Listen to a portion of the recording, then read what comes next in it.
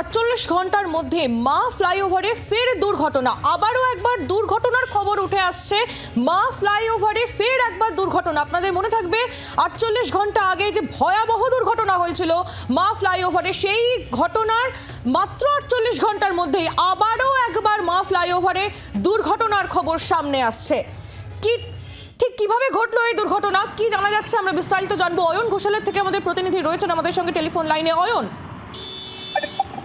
হ্যাঁ, ঠিক সকাল 8:30 থেকে 9:45 মধ্যে মা উড়ালপুল, যে রাস্তাটি পরমা আইল্যান্ডগামী র্যাম্প, যেখানে দুটি লেন ভাগ হচ্ছে, অর্থাৎ একটি লেন চলে যাচ্ছে উল্টোডাঙ্গার দিকে, আরেকটি লেন চলে যাচ্ছে রুবির দিকে, ঠিক সেই জায়গায় রাস্তার মধ্যিখানের যে ডিভাইডার, সেই ডিভাইডারে সজোরে নিয়ন্ত্রণ হারিয়ে এক বাইক চালক, তিনি বাইক শুদ্ধ ধাক্কা মারেন।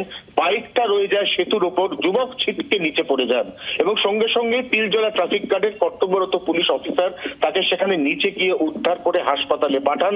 তার চোট গুরুতর। বাইক থেকে ইতিমধ্যেই উদ্ধার করে সেতু থেকে সরিয়ে নিয়ে যাওয়া হয়েছে এবং এই ঘটনার জেরে দীর্ঘক্ষণ তীব্র যানজটে কার্যত আটকে থাকে মা ফ্লাইওভারের পূর্ব দিক, অর্থাৎ বাইপাসগামী ফ্ল্যাঙ্ক। তবে এই মুহূর্তে সেখানে যান চলাচল সম্পূর্ণ স্বাভাবিক রয়েছে বলে কলকাতা ট্রাফিক কন্ট্রোলের পক্ষ থেকে জানানো হয়েছে।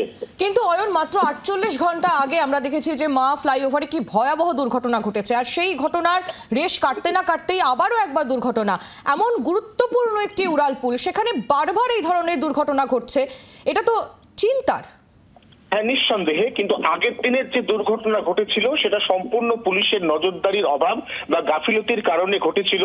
কারণ সেখানে কার্যত চিংড়িঘাটা থেকে একটি গাড়ি বিপরীত লেন দিয়ে দ্রুত বেগে মা ফ্লাইওভারে উঠে সেখানে উল্টো দিক থেকে আসা একটি পুল কার টাটা সুমো, তার সঙ্গে মুখোমুখি হেড অন কলিশন হয়। কিন্তু আজকের যে দুর্ঘটনা, যেটা এখনো পর্যন্ত পুলিশ সূত্রে খবর, সেটা হচ্ছে বাইকটি অত্যন্ত জোরে চলছিল এবং একেবারে শেষ মুহূর্তে ওই যুবক, অর্থাৎ বাইক আরোহী, তিনি হয়তো সিদ্ধান্ত নিতে পারছিলেন না, বুঝতে পারছিলেন না যে তার কোন দিকে যাওয়া উচিত। এরকম দোনামোনা করতে গিয়ে সপাটে তার যে বাইক, সেই বাইকটি এই দুটি ভাগে ভাগ হয়ে যাওয়া ফ্ল্যাঙ্কের ঠিক মধ্যিখানের যে ডিভাইডার, সেখানটায় ধাক্কা মারে এবং বাইকের গতি বেশি থাকায় এই ধাক্কার পর তিনি তাল সামলাতে না পেরে দুদিকের যে র্যাম্প বা ফ্ল্যাঙ্ক, তার মধ্যিখানের ফাঁক দিয়ে নিচে পড়ে যান। এখনো পর্যন্ত তদন্তে এমনটাই উঠে এসেছে।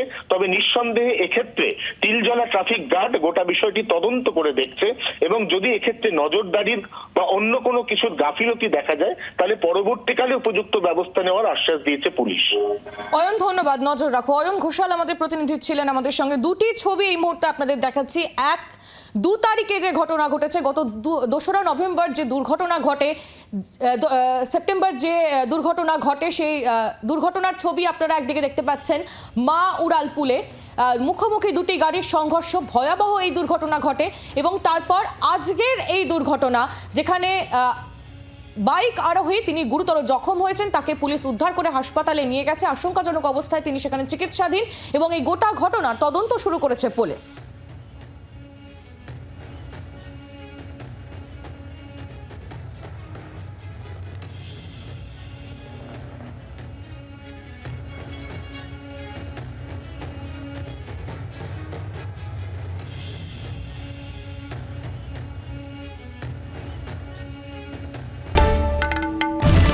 বাংলার আওয়াজ, বাঙালির আবেগ, জি 24 ঘন্টা।